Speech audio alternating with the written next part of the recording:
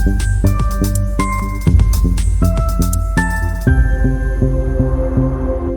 di antara pelajaran yang pernah disampaikan oleh Nabi yang diajarkan kepada Mu'adz bin Jabal, ya Mu'adz, atau kama qala Rasulullah sallallahu alaihi wasallam, wahai Mu'adz, wa'allimuka du'aan, aku akan ajarkan kepadamu satu doa. Ya, dan jelas kalimatnya. Bisa mengentaskan kesulitanmu, utang-utangmu, dain kalimatnya itu, walaupun itu sebesar Jabal Uhud, gunung Uhud. Ya, Masya Allah. Ya, Mu'adz, maukah engkau aku ajarkan satu doa yang kalau engkau baca itu, engkau punya utang, terjebak dalam satu kondisi, ya, walaupun sebesar gunung Uhud, Allah akan melapangkannya. Ya, teman-teman yang pernah umrah, pernah haji, tahulah seperti apa gunung Uhud itu. Ya, panjangnya luar biasa dan seterusnya. Itu ilustrasi. Ya, bukan berarti harus segunung Uhud begitu, gambarannya sebanyak apapun. Kalau benar-benar kita terkoneksi dengan Allah, bukankah Allah Maha Kaya, Maha segalanya, yang mudah mengangkat, mudah menurunkan, mudah memberi, mudah juga menghilangkan sesuatu, mengangkat yang baik, memberi yang baik, menghilangkan yang buruk, itu kan? Dan seterusnya. Maka Mu'adz tentu mengiyakan, dan Nabi kemudian sallallahu alaihi wasallam memberikan petunjuk doanya, gitu kan? Maka beliau memulai dengan Allahumma, gitu kan? Kalau kita baca ayatnya kan kulillahumma, ya. Nah, kita bisa bacakan langsung potong dari kata Allahumma-nya berdasarkan pengajaran dari Nabi sallallahu alaihi wasallam kepada Mu'adz bin Jabal. Itu bisa dicek di hadisnya. Allahumma malikal mulki. Coba buka mushafnya ya. Buka mushafnya. Teman-teman buka mushaf ini, mushaf masing-masing di rumah, cari Quran surah ketiga Ali Imran ayat 26. Kan kata kulnya di situ, kalau kita baca Quran harus dibaca semuanya. Qulillahumma. Tapi kul itu kan katakan, ya, perintah Allah kepada Rasulullah. Nah, kita bisa dalam konteks berdoa, kita bisa langsung bacakan dari Allahumma-nya.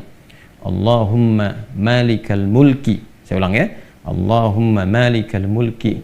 Tu'til mulka man tasha' wa tanzi'ul mulka mimman tasha' wa tu'izzu man tasha' wa tudhillu man tasha' biyadikal khair innaka 'ala kulli syai'in qadir. Jadi dimulainya dari Allahumma-nya sampai ke ujung ayatnya. Sudah? Dah ya? Kemudian teruskan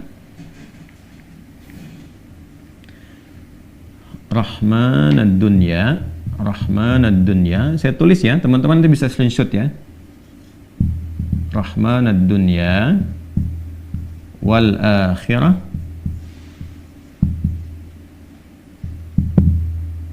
Rahmanad dunya wal akhirah wa rahimahuma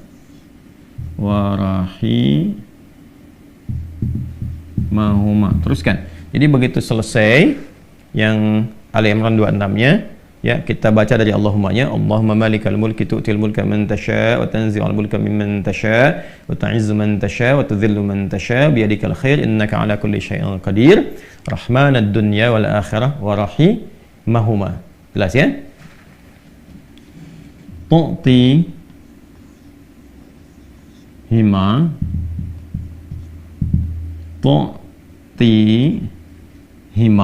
itu kan man tasha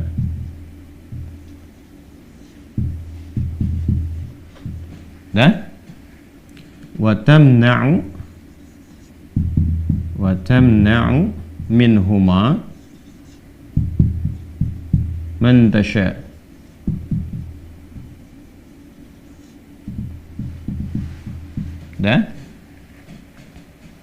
Sudah? Rahman ad-dunya wal akhirah wa rahimahuma. Asalnya ya Rahman, ya Rahman ad-dunya wal akhirah. Karena kita ingin cepat. Biasanya kan orang memohon tuh kalau punya utang pengen cepat dilepaskan kan? Maka caranya biasanya dilepaskan huruf ya-nya dan menunjukkan ini fathah untuk menunjukkan ada ya sebelumnya. Asalnya ya Rahman ad-dunya wal akhirah. Kita percepat supaya kita minta sesuatu dipercepat. Rahman ad-dunya wal akhirah wa rahimahuma. Tu'tihima man tasha' wa tamna'u minhuma. Ya kan? Man tasha'. Allahumma malikal mulki tu'til mulka man tasha'. Ya Allah yang menggenggam segenap kekuasaan, Engkau memberikan kekuasaan pada siapa yang Engkau kehendaki. Wa tanzi'ul mulka mimman tasha', dan juga mencabut, mengambil kekuasaan dari siapa yang Engkau kehendaki. Wa tu'izzu man tasha', Engkau mengagungkan, mengangkat siapa yang Engkau kehendaki. Wa tudhillu man tasha', dan Engkau bahkan merendahkan di antara makhlukmu yang Engkau kehendaki sesuai dengan hukum-hukummu. Biyadikal khair, segala ketetapan kebaikan dan segala kemuliaan ada dalam ketetapanmu. Innaka ala kulli syai'in qadir. Hanya Engkau yang paling kuasa untuk menetapkan segala hal. Rahmanad dunya wal akhirah. Ya Allah, yang maha pengasih, yang sempurna kasihnya dalam urusan dunia dan akhirat. Wa rahimahuma, dan sempurna kasih sayangnya dalam segala urusan dunia dan akhirat. Tu'tihi man tasya. Engkau memberi siapapun, baik di langit ataupun di bumi, kepada siapa yang Engkau kehendaki. Wa tamna'u minhum man tasya. Engkau pun bisa mencegah apapun terjadi bagi siapapun makhlukmu di langit ataupun di bumi. Jadi kita mengambil dua hal nih, yang baik Allah kasih, dari yang buruk-buruk dicegah, gitu kan. Kemudian ini yang paling indah, aghnini bi rahmatika, ya Allah lapangkan aku. Aghni itu dari kata ghina, aghna yughni, aghni asal katanya dari kata ghina, sesuatu yang lapang dari segi harta, kayakan. Kadang diambil majas untuk mengayakkan hati. Di sini maksudnya ke materi. Kayakan aku ya Allah, berikan aku kecukupan yang melapangkan aku, ya kan, dari urusan-urusanku. Maksudnya ini terkait hutang. Bi rahmatika, dengan rahmatmu. Ya, ini bahasanya indah sekali. Ini balaghahnya tinggi banget ya. Ya, kalau kita ambil ke bahasa kita kan begini. Ya Allah, yang paling sayangkan Engkau. Yang paling punya kan Engkau. Yang menguasai dunia dan akhirat kan Engkau. Yang memiliki kebaikan kan Engkau. Yang mencegah dari segala yang sulit pun kan Engkau. Yang punya solusi semuanya Engkau. Maka dengan kepasrahanku kepadamu dan pengakuanku atas semua rahmat dan kekuasaan keagungan yang Engkau miliki, aku memohon dengan rahmatmu, dengan kasihmu. Hanya Engkau yang sayang ya Allah, yang bisa menyelesaikan urusanku. Ya, dan dengan rahmatmu aku mohon, yang bisa melapangkan keadaan hartaku untuk melunasi utang-utangku. Kalau aku memohon kepadamu saja dengan segala kasih sayangmu, kepada sifat sayangmu, ya kan? Kalau aku memohon dengan segala sayangmu belum Kau kabulkan, maka kepada siapa lagi aku mesti mohon? Sedangkan Kau yang paling sayang kepadaku. Kalau yang paling sayang saya tidak memberi, lantas kepada siapa saja? Ya, kepada siapa lagi aku mesti memohon? Maka aku mohon ya Allah, lapangkan keadaan diriku dengan sayangmu itu, sehingga aku tidak memohon dan meminta lagi kepada selainmu. Ini, ya, aghnini bi rahmatika an rahmatin man siwak. Ya Allah, semua orang sudah mengatakan nggak bisa, ini nggak mungkin, ini nggak mau, itu tidak. Maka aku memohon kepada yang paling sayang kepada aku. Kalau kepada yang paling sayang saja belum dikabulkan, lantas kepada siapa lagi aku mesti meminta? Mohon lapangkan diriku dan berikan aku kekuatan, sehingga dengan rahmatmu aku tidak meminta kepada siapapun selainmu. Ini indah banget nih kalau kita turunkan dalam bentuk pemaknaan yang balaghahnya. Ini teman-teman doanya. Ya. Setelah itu akhirnya dengan Al-Fatihah. Fatihah itu pahalanya banyak banget, kan? Di antara namanya, selain pahala itu juga ada fungsi-fungsi fadilahnya, keutamaannya. Ya, apa di antara fungsi keutamaan fadilah itu disebut juga dengan Al-Kafi, Asy-Syafi, yang mencukupkan segala hal, ya kan? Yang dengan izin Allah bisa menyembuhkan, karena intisari Quran itu ada di Al-Fatihah. Maka diakhiri dengan Al-Fatihah, kemudian setelah itu tutup dengan salawat. Tutup dengan salawat. Dan nanti ada hadis lain yang mengajarkan kaitan antara hutang dengan memperbanyak salawat kepada Nabi Muhammad SAW. Ya, nah salawat ini juga penting teman-teman sekalian, diperbanyak di akhir ya. Jadi setelah baca tadi Quran surat Nuh, Ali Imran, ya istighfar dulu. Jadi kalau kita rumuskan kan ketemu 5 kan? Ya, dari mulai kita istighfar dulu dengan segala ketulusan, dalilnya surat Nuh itu. Kemudian di surah Ali Imran kita bacakan, terus praktek doanya kita temukan. Setelah itu Al-Fatihah. Setelah itu kemudian salawat kepada Nabi Sallallahu Alaihi Wasallam. Nanti di hadis lain ada seseorang yang diajarkan oleh Nabi Sallallahu Alaihi Wasallam untuk memanfaatkan, nah ini dia, kapan waktu, di pertengahan malamnya, ya, untuk memanfaatkan pertengahan malam itu terkait dengan utang piutang juga. Nah, lalu dia berkata, apa yang harus kami lakukan ya Rasulullah? Yang perbanyak gitu kan, ibadah kepada Allah. Lalu diajarkanlah salawat. Aku akan mengambil, kata orang itu, sepertiganya, kata Nabi, itu baik. Kemudian kalau bisa tambah, aku akan mengambil 2/3-nya, kata Nabi, kalau itu baik.